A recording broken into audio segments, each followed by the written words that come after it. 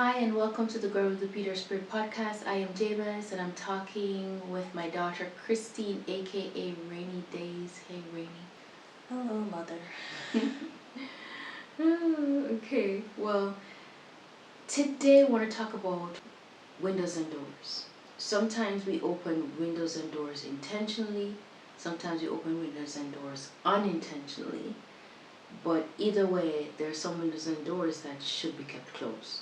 Right. Yeah. And sometimes we're not the ones who open those windows and doors. Yeah, that is true. Yeah, sometimes we're not the ones. The thing is that windows and doors are extremely important. We've had so many dreams about windows and doors and keeping certain doors closed, certain windows closed.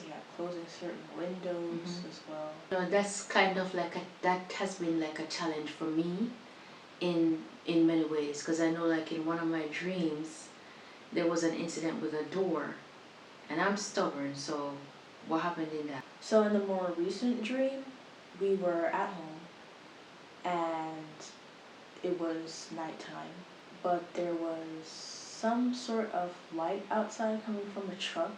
Even though I was getting that, hey, like you shouldn't go outside, and I was telling you that, and Nathan was also telling you that, you still went outside. You were very upset. You were trying to, figure out who that was. Then you came back inside for a moment and closed the door, and I was like, okay, good.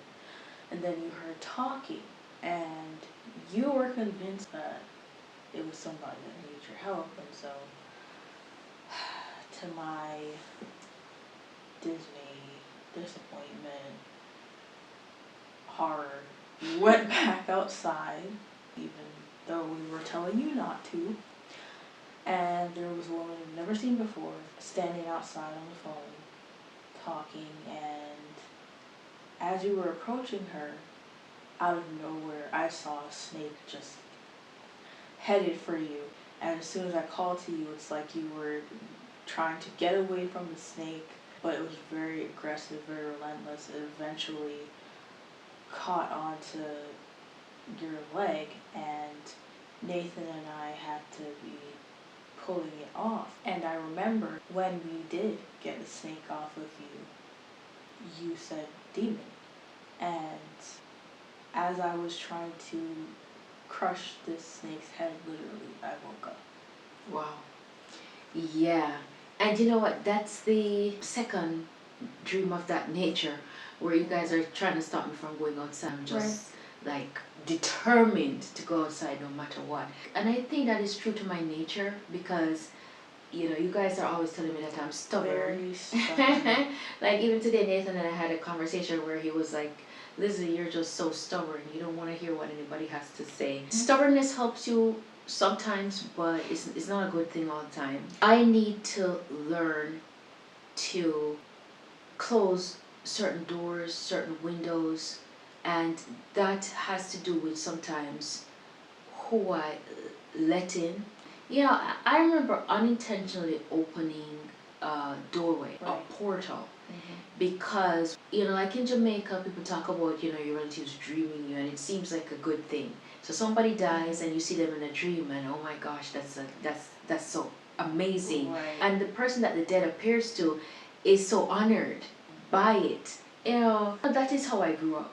And so when I started having dreams and was getting messages, I was delivering messages from what was supposed to be dead relatives, right? Until God said to me, no, you're dealing with familiar spirits. That was hard for me to deal with because that is something that I would never want to intentionally do. Understandable, and I think it's a good thing that you felt that way, right? Once God revealed that to you. Yeah, but when you don't know, you don't know. Right, you don't know what you don't know. And I would say again, you were taught wrong. So you were just operating based off of culture, based off of what you knew. Mm-hmm. But it's very important as Christians, as God's children, that we don't fall into those traps. Yeah, that is so true. And that caused a lot of problems for us in terms of warfare that started happening in our home. And I don't want to get into that too tough today, but Right. yeah, well, we're going to talk about some of the warfare, but I don't want to talk about the older stuff. Right. I want to talk about a little bit more recent stuff. I want to talk about like a couple years ago, like Boxing Day. One of your cousins Right. came over, slept over, whatever. So Annalise, who worked with me at the time, came to work. Well, before that, I don't know if you remember. I didn't know why, but I was just very uneasy in my spirit. I was kind of just singing a bunch of worship songs and just in a corner. Yeah. Ah, yeah, I remember just, that. Yeah, not talking to your cousin I at couldn't all. help it, just not Yeah. talking Not talking to anybody. Yeah. Yeah. Yeah, I remember that. I was wondering why you were being so strange, and I think I called you out on it. It was like, why are you being so unfriendly? Why are you being so antisocial? Why are you being so standoffish? And yeah, and you didn't explain to me, so I kind of was a little bit annoyed at you, to tell you the truth, because I'm like, okay, it's day after Christmas. Well, I couldn't explain. It's Yeah. not something that I understood You weren't sure. myself. I was kind of just on autopilot. Right, yeah, you weren't sure. You weren't even sure why you were feeling that way.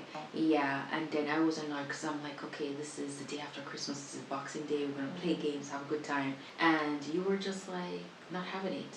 So went to bed that night. Annalise came to work the following morning, and I was not feeling well, so I just told her that I'm gonna go back to bed. She calls me teacher, and she says, okay, teacher. So I went back, fell asleep.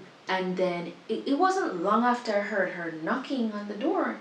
And I said, come in. And then she's like, teacher, you sleeping? And I said, yeah. And she said, so if you're sleeping, who opened the window? And I was like, what window?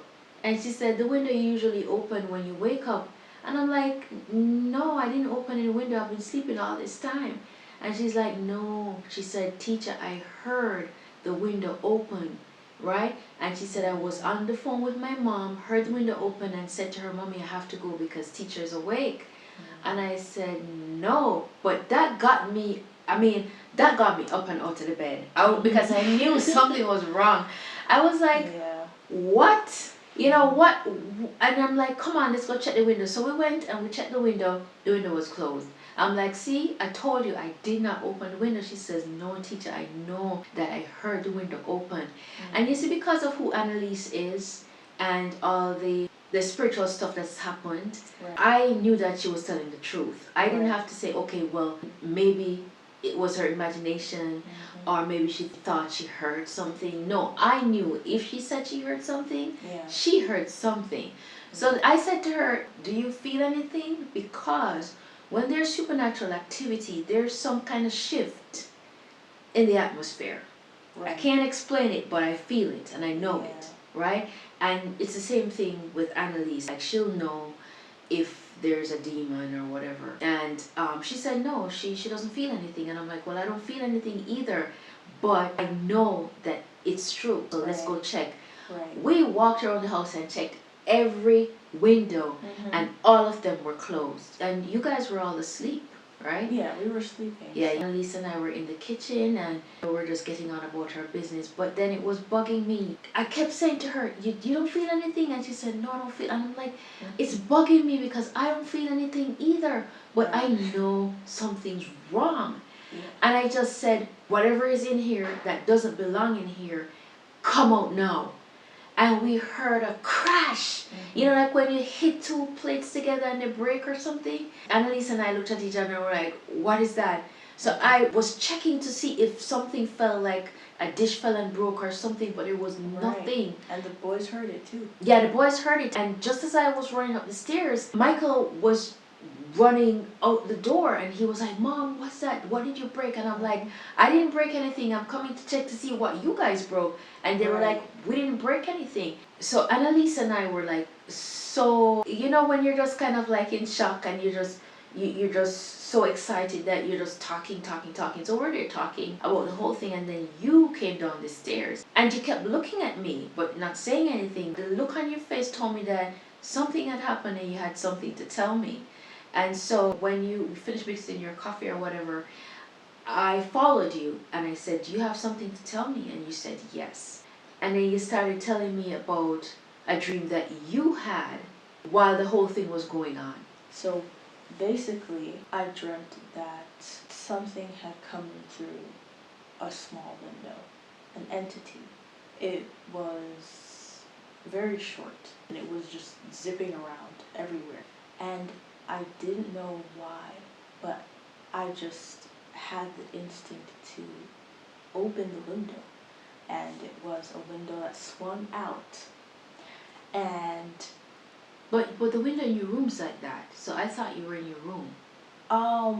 Yeah. right, that's something that God brought to my attention when I woke up, because in the dream, it didn't look like my room, but the layout was the same. Okay, alright. Right. As I was trying to open the window, this entity, this force just slammed the window back shut on my hand. Ouch. And I realized I couldn't get rid of it, but it also couldn't do anything to me. I remember drifting back into sleep. I can't remember if it was after Michael woke me up. As soon as he left, I drifted back to sleep. And when I did, I was back in that dream. And I could sense the entity leaving out the window. I heard glass shattering. Wow. So can you imagine, so in your dream when you heard glass shattering, it was at the same moment that I told the entity to leave. And we heard, Annalise and I, well, and the boys did too, heard that loud clashing noise. So the entity came in through the window and had to leave through the window. And what was so crazy was that that entity had gained access into the house because of a cousin of yours who had been somewhere, touched somebody. You see how it is? And I've always been like funny about you guys touching people. I was like, I'm always telling you, be careful who you touch. Mm-hmm. And even like hugging people, I don't like hugging people. Yeah. I'm very careful who I hug. Right. And even in church when they're like, oh, come up and we'll pray for you. I don't want anybody laying hands on me, right? Because I know that stuff happens where somebody touches somebody and there's transference or attachment. So Right. I am afraid of touch. Sometimes people hear you talking and think, oh, you're making a big deal out of nothing. Like that's just a coincidence. But that has happened to us so many times, Mm-hmm. and we've been warned so many times about this that we know to pay attention. Right. Right? And the way that we've been warned as well. So you mentioned unintentionally opening doorways. Mm-hmm. You mentioned unknowingly letting something in with another person that you welcomed into your house, Mm-hmm. which brings up just having discernment in terms of who you let into your house. But also, what I feel like is important to mention is more recently God has been just warning us in terms of spiritually keeping the doors locked, because in the spiritual realm lately there have been things trying to force their way in, right? Mm-hmm. Yeah, that's true. And that reminds me of like when your grandmother was sick, my mom was sick, and she was close to dying. And in a dream of mine, there was an entity coming towards the house for her. Mm-hmm. I heard God tell me to put my hands on the door. Mm-hmm. So I put my hands on the door, and there was a light that was shining from my hands. So I'm pushing the door to keep it closed, and the entity is pushing the door to open. Mm-hmm. And so we're there, and I remember God telling me some things to say, and I started saying them. I kept repeating what God was telling me to repeat, and I was able to hold the door. And then when I woke up in the morning, God said to me, anoint the front door, which is the same door the entity was trying to come in through. And that's exactly what I did. So yeah, these entities have ways of trying to force themselves in. And that's not the only time. I remember when we were supposed to have been fasting for a week, Mm-hmm. and then you had an experience, right? Right, so I had an experience where there was a entity, and it's so crazy because it's something that we now refer to as the in-between, right? Where I had my eyes closed, but I wasn't fully asleep, Mm-hmm. yet I was able to see. I was able to see around me, Mm-hmm. and I could feel a dark force holding me down. Mm-hmm. And I remember trying to rebuke. I also had that experience. where a hooded entity walked across the bottom of my bed and called my full name. Michael was only 2 at the time, so it was crazy that, fast forward in recent times, you guys are being intimidated by this entity. And so it is just crazy, because that entity was there to intimidate us because we were supposed to have started fasting the next day. Right. Yeah. And you ended up in an emergency room. Yeah, all kinds of things. A lot of weird stuff started happening. Yeah. Yeah, because that's how the enemy works. He was trying to keep us from doing what God wanted us to do. What God wanted us to do. That was scary. Their whole goal is, if they can harm us, they want to harm us. But if they can't harm us, then they can at least scare us away from doing what we're supposed to do. But God gives us the tools and the authority to trample on serpents, right? And that's the thing about growing in faith. As we grow in our faith, we become less fearful and more able to deal with these things. It's not like we're going to be closed up in your house and not go anywhere. Yeah, because that's not going to stop anything from happening. No. We were talking, Michael and I, about this very same thing, about opening doorways and gateways and portals through things that we do, music, movies that we watch. Right. And I remember somebody coming around and asking if I had clothes that she could get. And I went to the closet because I was like, okay. Because it seems like a good thing. Yeah, it seems like a good thing. Somebody. Yeah. And it's my thing where if I haven't worn something for years, why not give it to somebody who can use it? Yeah, because it's sitting in my closet, getting dusty or sometimes mildewing, and then I have to end up throwing it away. I was like, yeah, give me a minute. Ran to the closet, started pulling down stuff that I knew you guys had outgrown, and then stuff that I hadn't worn in years. And just as I was walking away from the closet, God said to me, do not give her anything that you or the children have worn. And I was just so frightened hearing that. I was like, oh my goodness. I didn't think. But God, whatever doorway that was about to open, God shut it before there was any chance of any kind of demonic activity or anything like that. Because, it's so crazy. It sounds weird, but people will use your clothes to perform witchcraft. I wasn't even thinking about that when I was grabbing the clothes. I was just thinking of helping this person. And if God had not stopped me, I would have given her clothes. I am grateful to God that He does that. We have to be very careful what we give to people that we've already worn. We have to be careful what we watch, what conversations we entertain. We don't... Like who we entertain. Right, who we entertain. And who we let touch us, who we touch. And, certain games... Yeah.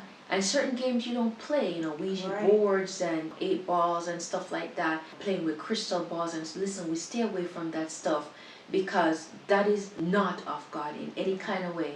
And those things open doorways. I remember when you were in high school and some kids were just falling out, like fainting because they were dabbling in the occult. And playing some game and summoning a demon. And that's no joke. They were doing it for fun. The pencil thing. Right, yeah. And I remember, it was so strange because that day I had no idea that was happening. And I woke up and I didn't feel like going to school. And I remember you came into my room and you said, do you want to stay home? And I was like, yeah.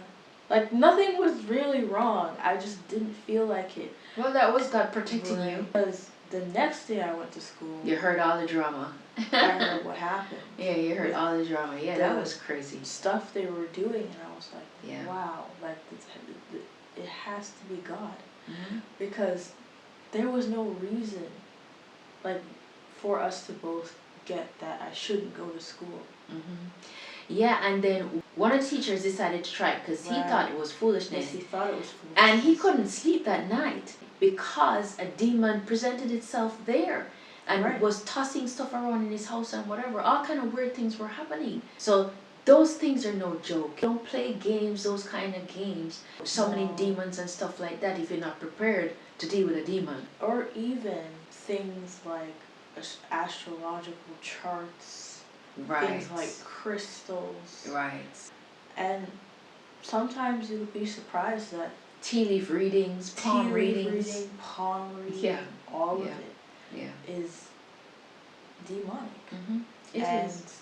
we ought not to dabble in those things. If we say that we're for Christ, we have to, it's something you have to rebuke, not you don't entertain it. Yeah, you have to You stay don't away. allow it to get a foothold into your life. Yeah. That is something that even more recently God made me more aware of, because I was talking to him about when I get married and saying there are some people that we've lost in our family, and I thought of the fact that they're not going to be there. Be there at your wedding? Right. Okay. They wouldn't be able to be there. And Mhm. you know, I'm pretty at peace with them not being here because I trust God's will. But then I asked God about something that I've seen other people do. Mhm. And I thought, okay, maybe for the sake of their family members who I would want to invite. So I asked God, I was like, okay, I don't know about this thing. Is there anything wrong with it? Like, I don't know. And God did not waste any time clarifying that to me. He let me know, no, if you do that, that is a form of idol worship. As mundane, as simple as it might seem, leaving those chairs empty would be me creating an altar to the dead. Mhm. And Wow. we know Wow. that, first That's of all, crazy. I would, that alone stopped me. Mhm. And of course that's not my intention, so I was like, oh my God, well, I'm so sorry, God, I had no idea. I won't We do do a it. lot of things that we I won't do it then. Yeah, Right? that we don't think about. It's just like, oh, that's cute, you know? Right, and, Yeah. and you know, and that's the thing too, it was, I didn't think of doing it for me. I Mhm. thought of doing it for Mhm. their family For members' sentimental sake. reasons. For their family members' Yeah, for sake. sentimental reasons, right? For those people who might be missing their loved ones, so for sentimental reasons. Yeah. But, yeah, God telling me that, telling me, hey, if you leave those chairs empty, something is going to fill them. Yeah. That would be me unintentionally opening a doorway. Yeah. And this is a cool thing about the Holy Spirit, because, you know, you have to be listening to the voice of God constantly. When He speaks, you have to listen, because He's not going to let us do anything that's going to lead to our destruction. No. He's always there to guide us. That's what the Holy Spirit is there for. Right. You know, Jesus says, I'm going to leave you a comforter who will remind you of these things that I'm telling you, that I'm teaching you. And so, yeah, that's pretty awesome that God could say, hey, you don't do that. Mhm. That's opening a doorway. Mhm. Yeah, how cool is that? Yeah. You know, we have to make sure that we have that relationship with God where He's talking to us and we're hearing. Or we ask a question and he answers. Sometimes you see stuff like on social media that looks cute and you're like, oh, that's so cute, you know, that's so sentimental. And it's not right. No. It's not right. So it's not every, No, it's not. yeah, so it's not every trend that you're to jump on. It's not, yeah, every bandwagon that you're to hit yourself to. So No. we have to be very vigilant. We have to be very mindful. Right. We have to be Sober-minded. we have to be very sober-minded. Yeah. So how about we close the door on this discussion? Is that a wrap? I've been thinking about that for a minute. Yeah, is that a wrap? Yeah, that's a wrap. So, yeah, thank you so much for sticking with us until the end. Please don't forget to like, subscribe, share, comment, and we'll see you next time. Blessings. Don't sleep, don't sleep, don't sleep on my association. Don't sleep, don't sleep.